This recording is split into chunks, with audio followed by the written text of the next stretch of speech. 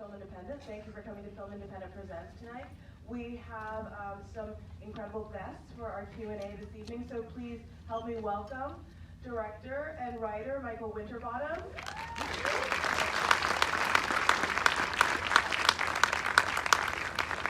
And actor and a frequent collaborator, Steve Coogan.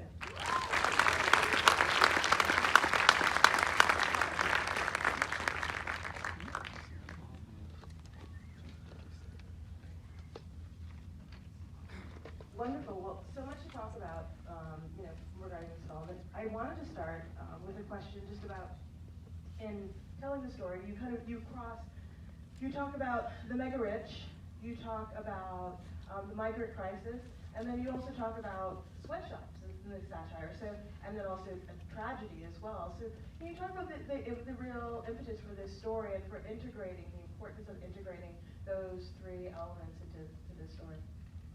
I like the idea that we would be sort of looking at worlds that seem very different, kind of worlds that perhaps don't normally come into the same story, into the same film.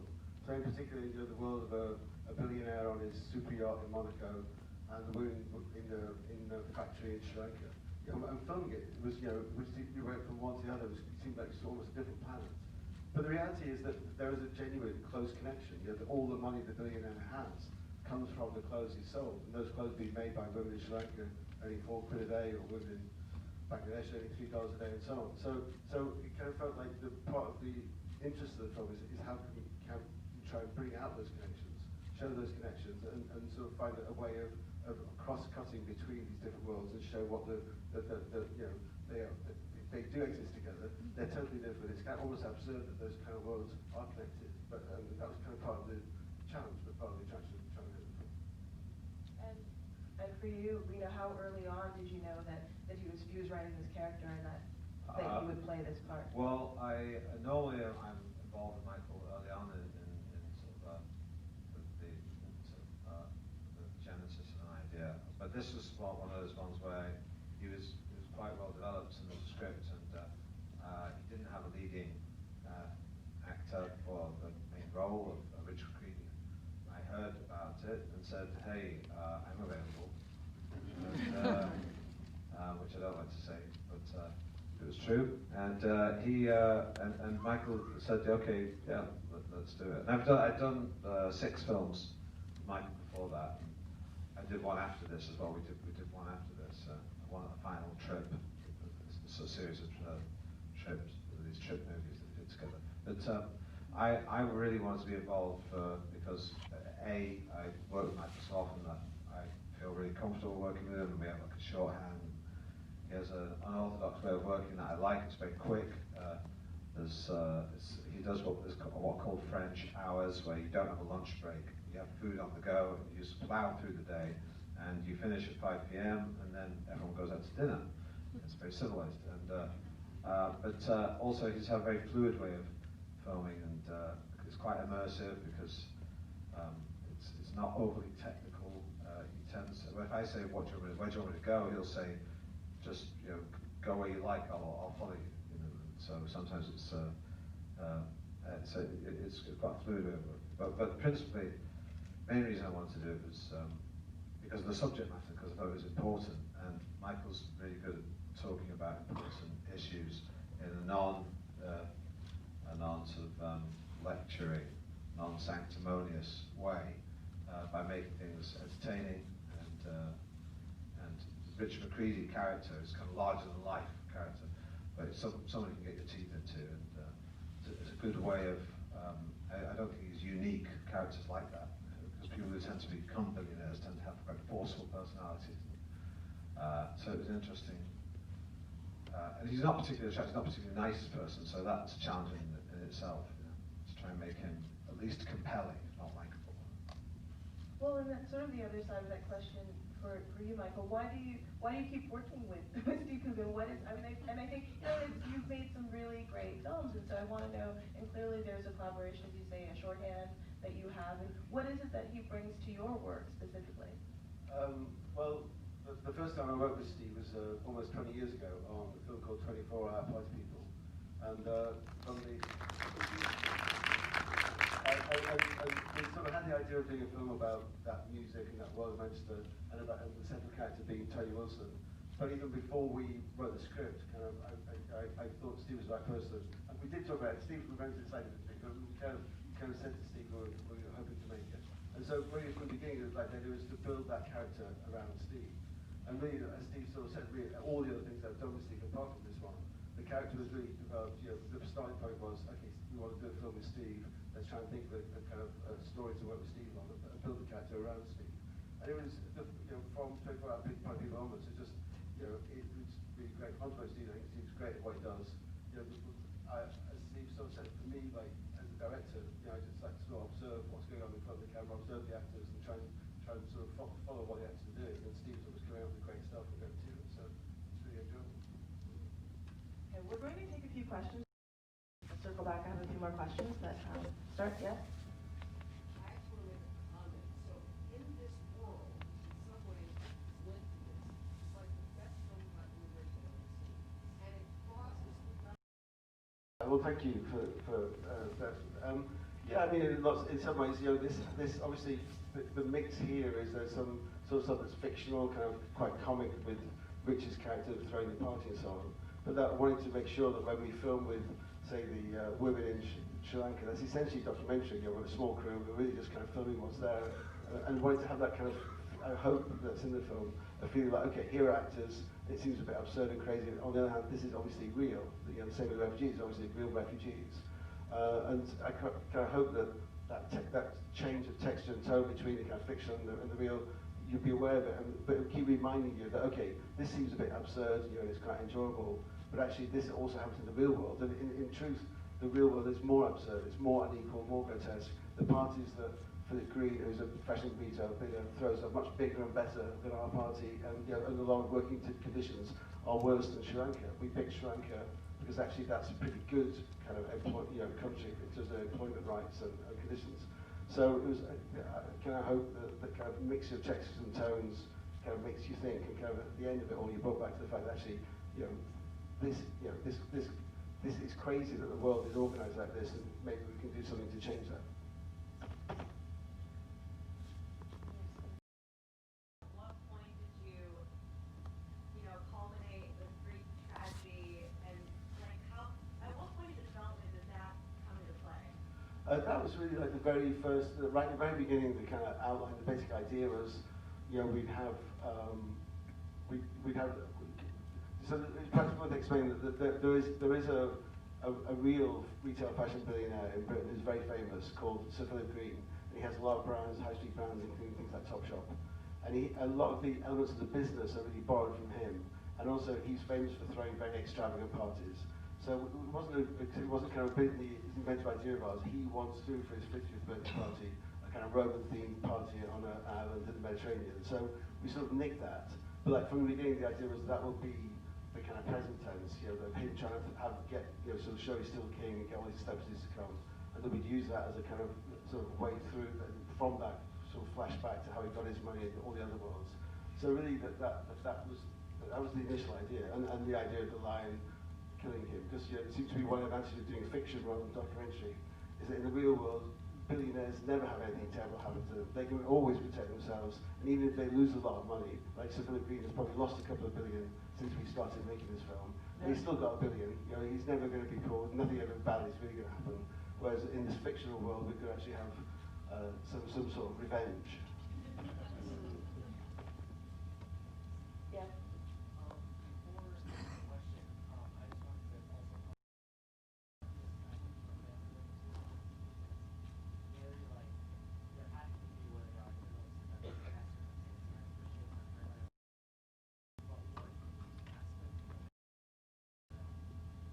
In the very beginning, obviously, it's more about the world of retail fashion, so the gap between the billionaire owners at the top. Like the owner of, Philippine's quite rich, he's got $1 billion, but the owner of H&M's got 20 billion, the owner of Zara's got $60 billion. So that was the starting point. And then, I'd actually been going around Greek islands meeting Syrian refugees for another project, and it seemed like, it'd be quite nice in the party to have, obviously the idea of the party is lots of things go wrong, lots of things annoy him. And it felt like, I think when you go and buy your clothes in a kind of high street fashion store, you see images of glamorous people or Beyonce or whatever on the walls of beautiful models, and so you feel like you're buying a bit of glamour, a bit of their world. But what you're really buying is the work of like women on very low wages. And it sort of felt to me that that invisible thing about the women who make your clothes is something with refugees. You know, everyone in Europe knows there's like 1 million people trying to cross the Mediterranean and come to Europe. Everyone knows that tens of thousands are still stuck in Greece. You know, everyone knows thousands have died. But you sort of go on holiday to your beach resort in Greece and you try not to think about it. So it felt like it was a parallel, and we could use them as a sort of parallel with another group that we try and just not think about, even though we're aware of them. And there's some, one of the ones up there. Yeah, so there's a lot of really heavy facts at the end that really are shocking about what's happening in the world. I just wondered, for you as a filmmaker, what is the budget for a movie like this, and do you know if everybody was paid fair wages in all the different countries where you filmed? And also, I mean, there's a little bit uneasiness reading those facts and then wondering what is real. Someone mentioned there's documentary elements. I guess I'm wondering what's real and what isn't. I know Steve's acting, and I know a lot of the big actors are acting. You're not supposed to be able to tell.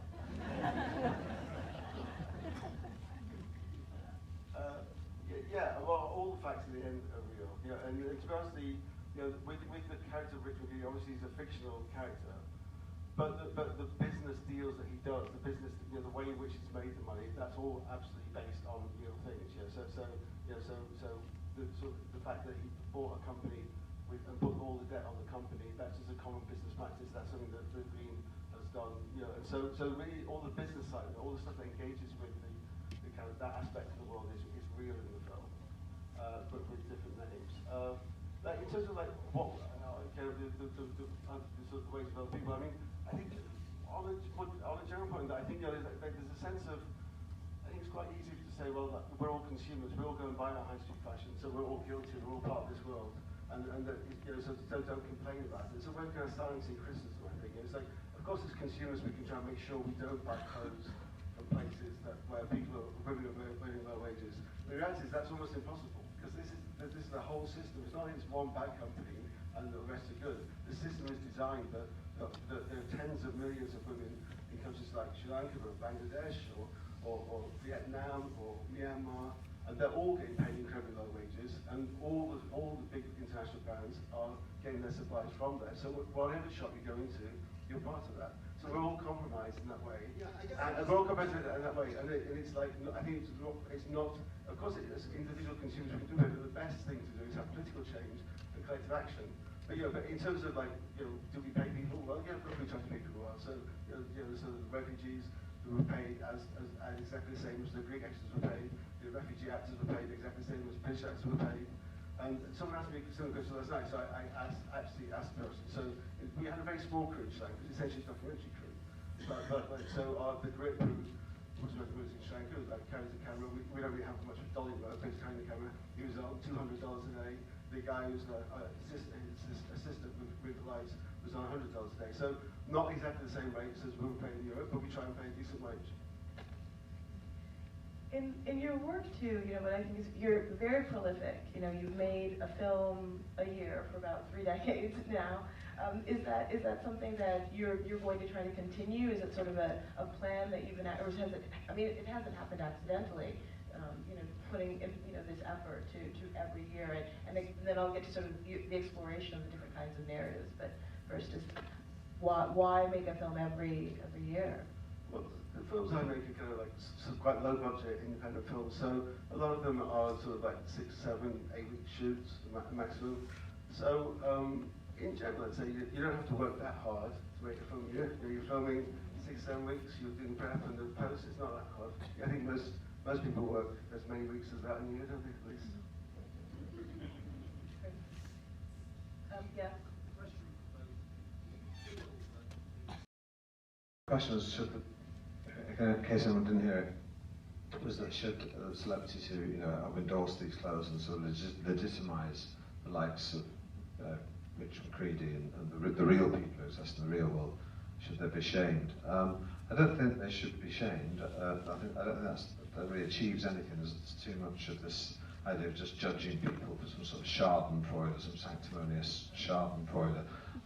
That's not really what it's about. I think everyone who's involved is complicit, as Michael said, in a system that just legitimizes this kind of behavior. The market, the free market that was championed by Reagan and Thatcher 40 years ago, we've had this experiment for 40 years that was supposed to, we were told 40 years ago that the market would ensure there would be trickle-down economics and everybody would benefit. And we've seen that hasn't happened. And so I think it's everyone has to see that they are party to a broken system, and that the only way to change that is through some sort of legislation, some sort of regulation. Regulation, because the people who perpetrate, sort of the practitioners and participants in the free market system, they tend to be the rich, and they control the message. They tend to frame the argument that all regulation is wrong, and all kind of control over the market is a bad thing. And you know, we have to remind people that regulation is why we don't send children up chimneys anymore. And you know, regulation is there to protect people. And so part of that regulation, we think, should be to protect people's wages.